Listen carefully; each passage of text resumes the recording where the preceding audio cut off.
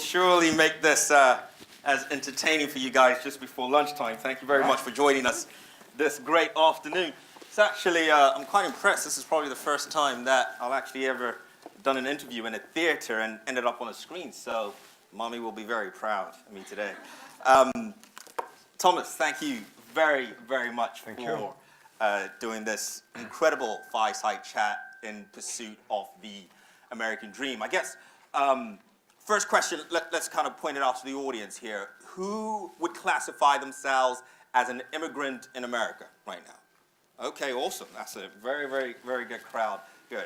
So one of the things we'd love to do, okay, if you have downloaded the app, there's a section there where you can kind of post to the feed.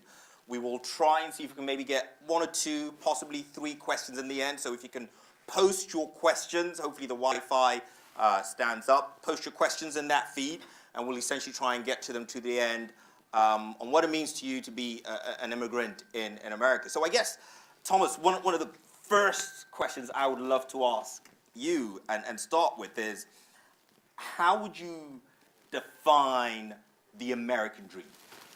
So, first of all, good morning or good afternoon. To me, the American dream is not pursuit for financial freedom. To me, the American dream is about being able to wake up every day and have the opportunity to do whatever you want to do in your life. And I grew up originally in Poland, then in Germany, and this is a long time ago, more than now 30 years ago. And the world wasn't as open back then in Europe as it is today. And the opportunities that existed back then in America, that's why it was defined as American dream. I believe that today you can live the American dream in many places in the world. But back then, it was defined an American dream for a reason. And I wanted to be here because I knew that regardless of my background, education, I can choose my path to success and however I define success. And success was not necessarily defined just by, again, the financial freedom. Not at all, to be particular. It was more by which impact I can make in the world, and that when I wake up every day, that I actually do the things I am enjoying to do. Okay, incredible. Thank you for that. Okay, so let's kind of go back a little bit in history, and you step off the plane. Day one. LA was where you started off. Yeah, absolutely. Okay, so step on LAX. LAX. Get off the plane at LAX, and you're like, right, I am now in America, the land of the free. What's the first thing that is going through your head at that particular moment in time, if you can remember? Yes, I can't, but the story goes a little bit back because, like I said, I grew up in Poland. I lived there for the first 14 years of my life. I lived then in Germany for 6 years. Yep. And my path to America was a little bit interesting. As I was a kid, from the very early on, I was really interested in American movies. And even in Poland, where I lived, where truly TV back then was black and white, and we had only one channel. My parents remind me on the story until today that I was telling them when I was 7 years old, and I cannot remember that I'm going to America. And imagine you growing up in a village 30 plus years ago. The world is very different, not as connected as today. And when we were taking a trip 10 miles away from our city to a relative, it was like traveling across the world. So they look at themselves and they say, we don't know anybody in America. So that subject was closed. Yep. And it was all in my subconscious. Then when I was living in Germany, I always loved American movies. And 2 movies that kind of defined my coming to America was Beverly Hills 90210, if any of you guys can remember. And I said, oh, this is a cool place to be. Like, this is exactly where I want to live. And then Wall Street, and not the corruption of Wall Street, but essentially the freedom that you can do whatever you want to do. So first I visited the United States when I was 16. I scraped some money together. I came to United States, and I decided, that after a couple of weeks being here, that this is exactly where I want to be. And I needed to go back after a couple of months because I ran out of money. Went back, opened a business in Germany, the business started becoming fairly successful, Yep. and saved the money. And then all the saving I had, I landed in LAX without a plan, but other than that, this is the place that I will be and want to make it rock. Okay. So no plan at No plan. LAX. Exactly. At that stage, At you kind of 20 years old. How much money at that time, if you remember? I believe I brought maybe from all the savings that I had, maybe $12,000 to $15,000. Okay. Unbeknown to me, when you arrive here, you have to have a credit or have somebody else to sign up for you for anything that you want to buy. Yep. So when I got my first apartment, it was the shittiest apartment back then in Hollywood. Hollywood back then was a bad area. And So it wasn't Beverly Hills? It wasn't Beverly Hills. Yeah. I would love to be in Beverly Hills, but Not quite there yet. not quite there, right? So I started where kind of working my way up there, in order to get an apartment, I needed to prepay almost like the 12 months rent. Yep. In order to get a credit card, I needed to put more money down than they have given me a credit, right? So, and then I bought this, and I didn't get any money for a car. I mean, I couldn't lease a car, so I needed to buy the car, which was this most shittiest car that I could have gotten. That, if you know LA is the west side and then the valley. And my car barely made it across, like up the hill to the valley. So, and this is really story. So eventually I had to dump the car, and I was basically, driving bicycles and taking rides from people. Uber didn't exist back then. Yeah.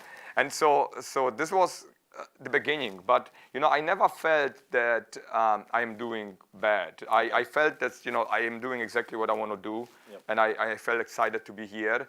And I also started a business, became a minority owner of somebody who had an idea for a business around web hosting. And, and I had to put a sweat equity in it. So essentially, I didn't make any money. So in order for me to survive, I was doing all those random jobs that you could imagine, from carpet cleaning, being a waiter at different events, Yep. parking cars, and so on and so on. I was doing this in the afternoon and in the evening, while during the day I was building a business. I mean, often that, just on that topic of this juggling multiple jobs, I mean, we hear that story a lot from a lot of immigrants in terms of having this balance of saying, I need to work 2-3 jobs just to kind of make the rent pay. Do you think that shaped you as an individual, or was it one of those things that was so frustrating and you kind of felt sorry for yourself at that particular moment in time, or it helped shape you to who you are today? No, I never felt sorry for myself, and I think any experiences that I had in my life shaped me, especially the bad ones. Yeah. That I had good amount of. I don't want to repeat them, Of course. but they definitely shaped me who I am today. Brilliant. Okay, so you've got the sweat equity in this kind of initial web hosting business. You've kind of obviously described yourself as a hustler, salesperson is like one of the things you really focus on. Timing was right, was perfect at that point in time. This was part of this crazy boom of the dot-com era. 1996, yeah. Excellent. The company was eventually sold Yep. at that point, and you got you were flush with cash. That's correct. How did that feel? It was a validation of what we have accomplished. I was excited, but I was excited that we were able to put something together that actually customers valued. At the same time, I was not in control of the business, and I felt that we have sold the business too early. I thought that the business it was a web hosting industry early on, and I thought that the business had significantly more to offer that what we could have accomplished more. So I wasn't necessarily excited about the sale. It was a mixed feeling. I gained some independence. I didn't need to live anymore of $3 a day. Yep. But at the same time, it was like, shit, we could have done much more with the business. Now, I did get another shot at the same industry, and I never thought I would. But what happened between the time we sold the business in 1998 and 2001, and I had 3 years non-compete, that a lot of the good companies got acquired by consolidators and Okay. essentially shitty companies that end up going public, and most of them went out of business. Right. So the web hosting industry hasn't advanced during that period of time. And then I got my second shot at the web hosting industry. In between, I had made some really colorful experiences. Yeah. So let's call those are the investments you made at that time. Yes, after 98, I made quite substantial amount of investments. I also, we built a good reputation. SoftBank was one of the companies that invested in my business. And, being 21, 2 years old, I always believed, having a little bit of a conservative mindset as much as I am an aggressive entrepreneur, that in order to build a business, you got to focus on the business and build value to the customers. Absolutely. And when you build enough value, the customers will be willing to pay for that value. Now, I'm meeting the SoftBank guys and all the consultants and all the smart guys around me, and they tell me, just build a product, but we just want to go public. Don't worry about the revenue. It was a concept that I really couldn't grasp quite a bit, but I kind of told myself, look, these guys gotta know better than me, right? And so we were building the business. No matter what, I couldn't help myself not building revenue and value. So we ended up building a business with revenue and was providing value to quite a big amount of businesses. But two things went against us. One, a lot of the customers that we have were internet companies that end up going out of business around 2000. And then the other part of our customers were financial institutions that after September 11 really suspended a lot of our spend. So our business found itself in trouble, and we never filed for bankruptcy. We actually gracefully closed the business, with the exception that pretty much me going from nothing, if you define it by financial terms, because from my experience, I felt I paid tuition for great education. But in financial terms, I went from pretty much what you would describe the American dream to making significant amount of money, and then going back to zero. And the only thing I had left was good credit in my credit card. Yep. Okay. So you've lost a lot of money, right? I lost it all pretty much at this point. So you've lost it all. Failure is staring you in the face. I guess in the conversation we had back across the street, one of the things you say is failure is free tuition in a sense. How do you balance that out? Because we hear that all too often, that failure is a necessary part of the journey. But let's be honest, no one really wants to fail. Absolutely. So how did you deal with that, I guess, from a personal perspective and a mindset perspective? So there are few things that play a role that benefited me. First, it happened at the right point in time in my life. I was still very young. Okay, that's always a big tick. So that it's helpful, right? If this would have happened later in my life, it may have impacted me a little bit differently. Secondly, I built over the years a level of confidence, and also I defined set of my own personal rules, how I want to live and how I want to build businesses moving forward. Yep. Which really kind of defined me, who I am. And then third of all, you have to have a level of kind of short memory, kind of like the same thing when you hear about athletes when they throw an interception in football. You just got to have short memory when you get back on the field and do the next thing. And I think that luckily I am conditioned by my DNA like that to have a short memory. Yep. And so that was the pain of failure doesn't last too long. That was helpful, right? So and as a result of that, the few rules I established for myself, and this is not going to work for everybody. Everybody is very different. But for myself, I wanted to be in control of my own destiny, especially making some bad experiences with the VCs. And the VCs, SoftBank, was incredible. They weren't butting into the business. It just wasn't for me. So I established a couple of rules. One was not to have an exit strategy. And what I mean with this is not necessarily that I would not be willing to ever sell a business, but it was that I would not focus on selling a business. I would focus on rocking in the business, on the business, versus rocking on an external outcome. Because if you rock on the business, you very often build much better and stronger businesses that you even can envision, versus if you focus on an external outcome, you may forget to build the business, right? And that's the mindset. Yeah, so the second thing that I established for myself, because part of the reason why I lost quite a bit during that period of time was not only contributed to the market condition, it was also contributed to the fact that I worked with some people that ethically weren't aligned in the way I was raised and I was with my values. Okay. And so the second rule was just working really with good people.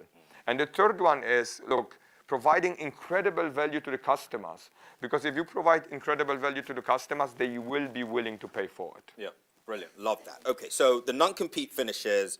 You're now thinking, let's move on to the next venture. Right. And you were still, I guess, you've always said, in as much as you had failed, you learned from the lessons of failure, but you did have the technical education, in a sense, to turn around and build a business before. It hasn't worked out, so I can almost do it again. Talk to us about the next business you set up. So, so the way I look business and opportunities, maybe to start with, that's a great way to define it. I have this saying, only because there is a gap in the market, it doesn't mean that there is a market in the gap. Okay. Right. All right. I like that. Right. So I'm looking for the gaps in the market where actually you can make a difference, and there is a commercial opportunity in those markets. Absolutely. What is very important to me, that I get behind in what I do with all my passion.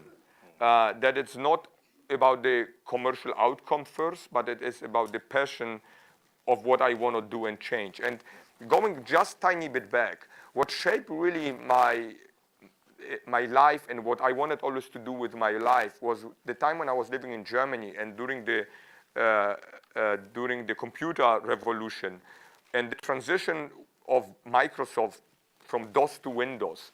That opened my eyes that a company like Microsoft, and there were other companies as well, but for me it was Microsoft, took something that was very limited to few people, that had to be fairly technical, and to the masses, right? And that to me was incredible. And subconsciously, I didn't know what I want to do, but I knew that I want to be making change in this kind of markets where you can take technologies that are not available to broad audiences and maybe make them available to broad audiences. And this brings me back to my second opportunity, where I said we sold the web hosting business too early.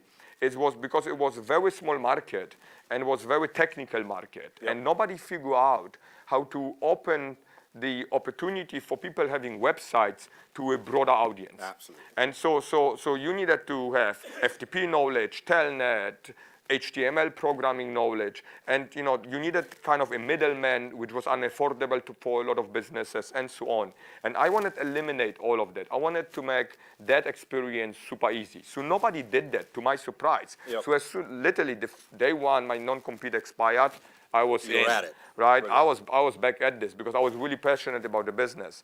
And so the very first few months when we were developing the software, we still started the business, and we truly were acquiring more like 100 customers a month, right? At the rate of like $100 a year subscription.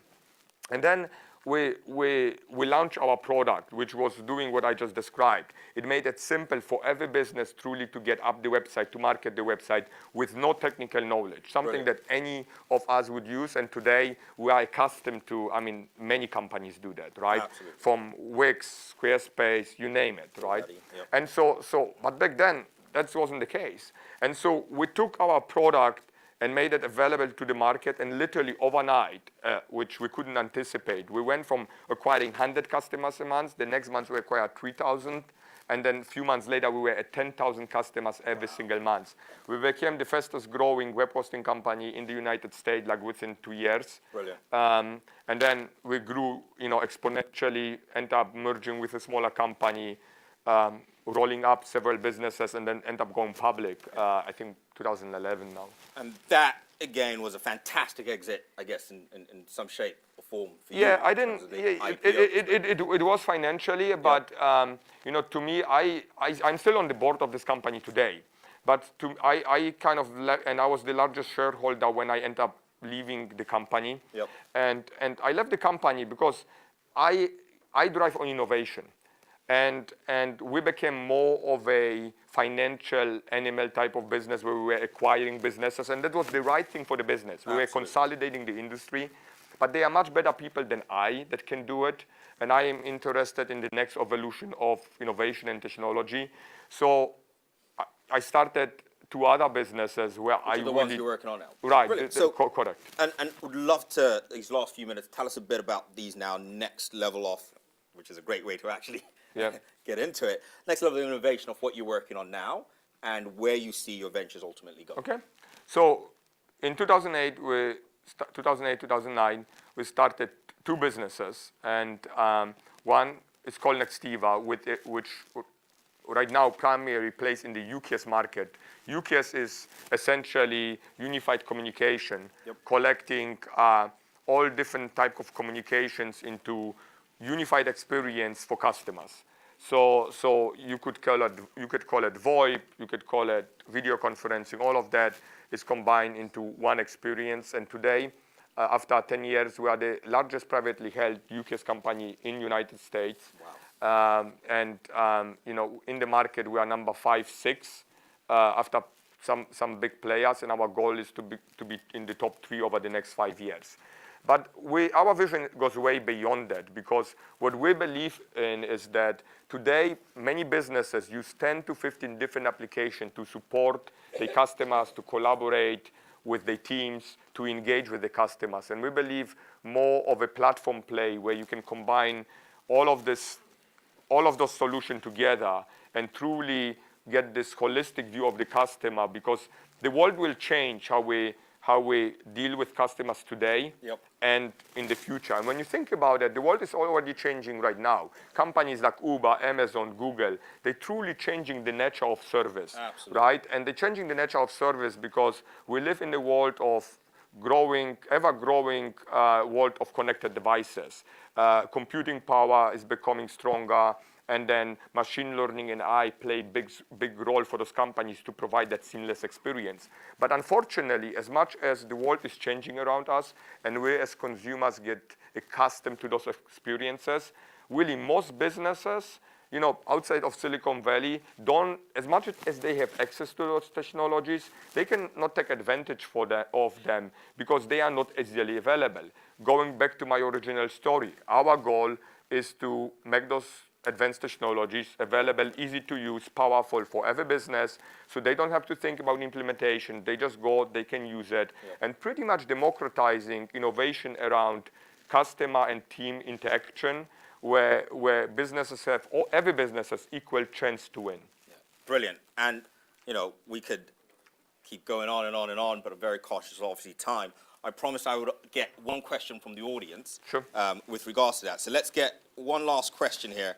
Let's see who the lucky person is. There we go. First one I've opened up. Let's go.